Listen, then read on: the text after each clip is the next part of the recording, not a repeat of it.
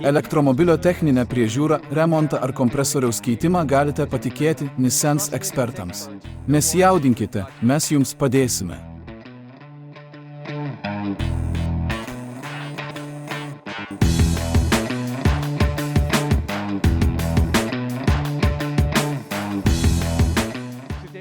Šiandien apžvelgsime elektromobilį Peugeot E208. Savininkas mums pranešė, kad neveikia kompresorius. Žiemą jis pastebėjo, kad automobilis nesušyla. Reikėtų nepamiršti, kad tokiuose automobiliuose, turinčiuose šilumos siurblio sistemą, kompresorius turi gaminti ir vėsų, ir šiltą orą bei užtikrinti tinkamą akumuliatoriaus temperatūrą. Todėl pakeisime kompresorių. Atliksime diagnostiką ir įsitikinsime, kad sistema yra praplauta, neišėmė nei vieno komponento. Taigi, kai automobilis grįš į kelią ir sistema veiks, žinosime, kad sistema yra visiškai švari.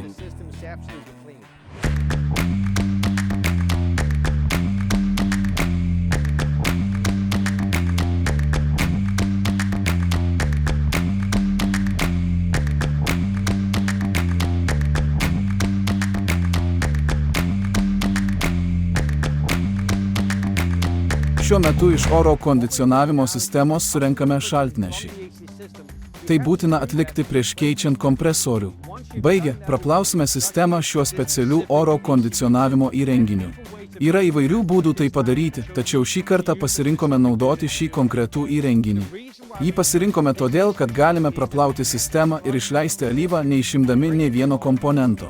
Daugeliu atveju, norint praplauti sistemą, reikia išimti kompresorių, kondensatorių ir sausintuvą. Tai užima daug laiko.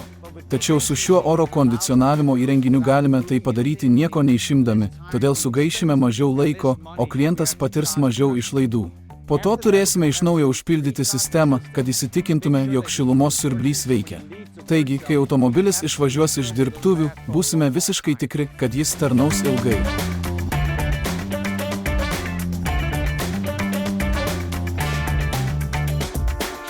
Dabar demonstruojame, kad mūsų naudojama praplovimo mašina leidžia atlikti techninę priežiūrą neišimant jokių komponentų, užpildant visą sistemą skystų šaltnešių. Tai padarius, skystas šaltnešis praeina pro skirtingus solenoidinius vožtuvus, plėtimosi vožtuvą, kondensatorių, kurie yra sistemos dalis, ir iš esmės pašalina viską, kas gali būti sistemoje. Taip galime praplauti sistemą neišimdami nei vieno komponento. Daugeliu atveju, norint atlikti praplovimą, reikia išimti kompresorių ir kondensatorių, tačiau, kadangi praplauname labai mažų slėgių ir užpildome skystų šaltnešių, galime viską atlikti vienu metu, pašalindami alyvos nuosėdas ir bet kokius priedus, kurių sistemoje neturėtų būti.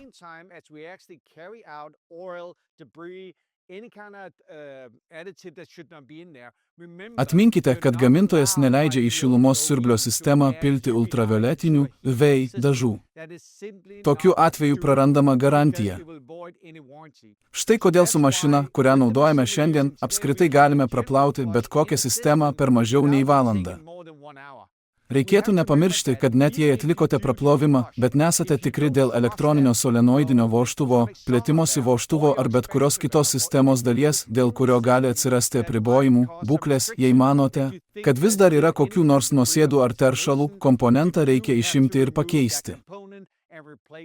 Praplovimas – puiku ir jį reikia atlikti, tačiau jei yra tikimybė, kad sistemoje ar konkrečiame komponente vis dar liko nuosėdų, turite tą komponentą išimti ir pakeisti.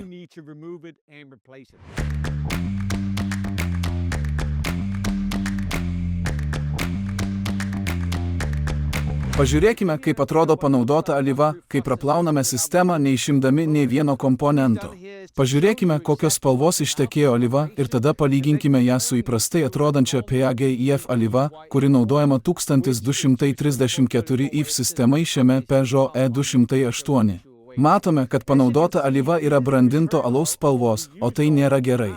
Ji daugiau ar mažiau turėtų atrodyti taip, kaip nauja PAG alyva. Dabar palyginsime skirtingas iš praplautos sistemos ištekėjusios alyvos spalvas ir ką jos reiškia.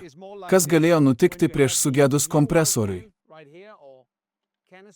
Tai PAGIF alyva, naudojama 1234 IF sistemai mūsų Peugeot E208, o čia panaudota PAGIF alyva, kurią praplovėme ir išleidome iš mūsų automobilio šilumos siurblio sistemos.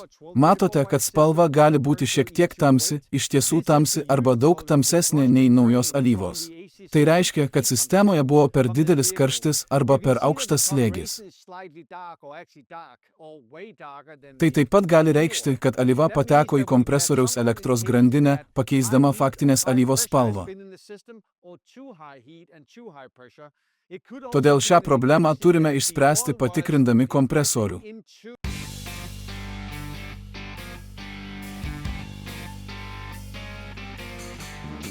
Atminkite, kad dirbant su elektromobiliais, tokiais kaip Peugeot E208, reikia laikytis transporto priemonių gamintojo nurodymų, siekiant užtikrinti, kad būtų laikomasi visų saugos priemonių.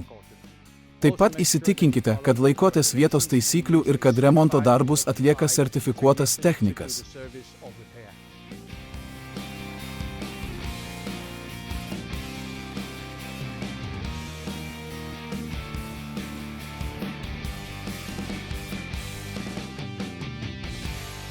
Dabar paruošime transporto priemonę, kad galėtume saugiai ir patikimai išimti kompresorių, kondensatorių ir sausintuvą.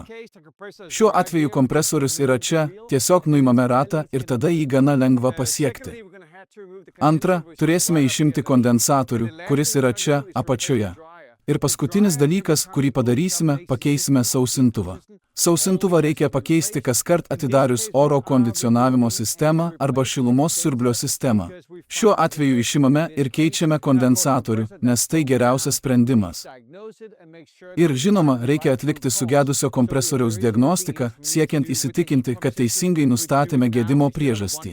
Taigi, jei reikia ką nors papildomai daryti su šilumos siurblio sistema, tai darome dabar, o ne po to, kai užpildysime ją šaltnešiu. Dabar, kai išėmėme sugedusi kompresorių ir atidžiai jį apžiūrėjome, nustatėme, kas iš tikrųjų buvo negerai. Problema buvo izoliacija. Dabar atidarysime kompresorių, kad tiksliai parodytume, ką radome jį išardę.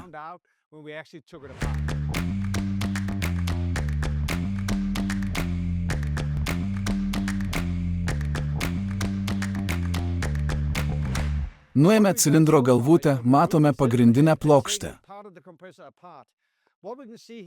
Ir tai, ką matome ant cilindro, yra alyvos nuosėdos ant pagrindinės plokštės, ir tai tikrai gali būti ta priežastis, dėl kurios turime izoliacijos klaidą, kuri ir sukėlė šio kompresoriaus gedimą. Toliau tyrinėsime, ar yra daugiau įrodymų, patvirtinančių šią priežastį.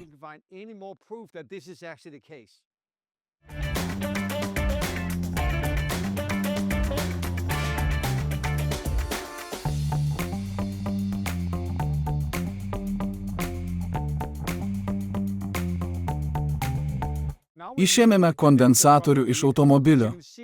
Kaip matote, jis atrodo neblogai. Yra šiek tiek nešvarumų, tačiau, norėdami apsidrausti, jį pakeisime, nors ir praplovėme sistemą. Tiesiog norime įsitikinti, kad jis veikia tinkamai ir apsaugo kompresorių nuo perkaitimo. Nenorime rizikuoti, kad gana nebrangi dalis sugadins brangesnę sistemą. Todėl jį pakeisime.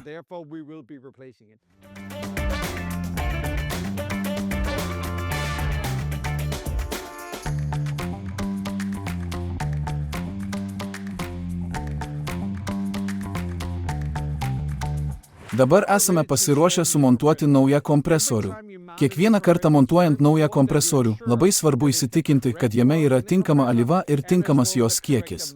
Visada laikykitės originalios įrangos arba transporto priemonės gamintojo nurodymų, kad užtikrintumėte tinkamą alyvos kiekį. Visada įsitikinkite, kad išleidote seną alyvą ir supylėte tinkamą kiekį naujos. Taip pat visada įsitikinkite, kad alyva yra tinkamos kokybės, ypač jei tvarkote elektromobilius, nes netinkama alyva gali sukelti izoliacijos problemų. Taip pat reikėtų užtikrinti, kad alyva liktų kompresoriuje, kad ji neišvarvėtų prieš montuojant.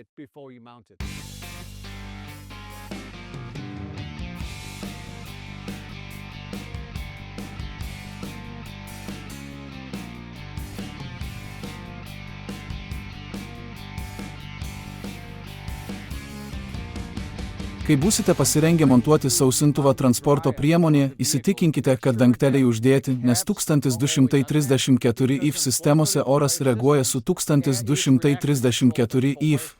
Todėl svarbu, kad sausintuvas, kuris skirtas pašalinti oro drėgmę ir PAN, būtų nepaliestas prieš montuojant.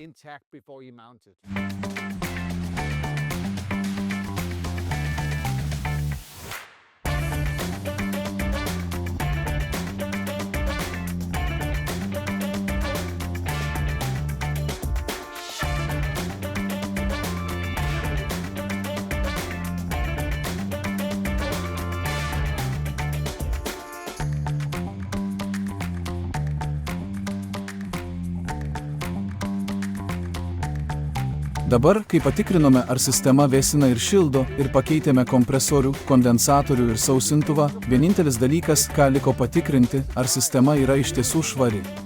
Tam naudosime vizualinį diagnostikos įrankį. Tai bus paskutinis šio proceso etapas. Tikriname, ar sistema yra visiškai švari. Naudodami vizualinį diagnostikos įrankį, apžvalgos stiklelį, taip galime patikrinti, kas vyksta. Uždarome vožtuvus ir patikriname sistemos būklę. Ji tobulai švari. Dabar galime grąžinti transporto priemonę klientui.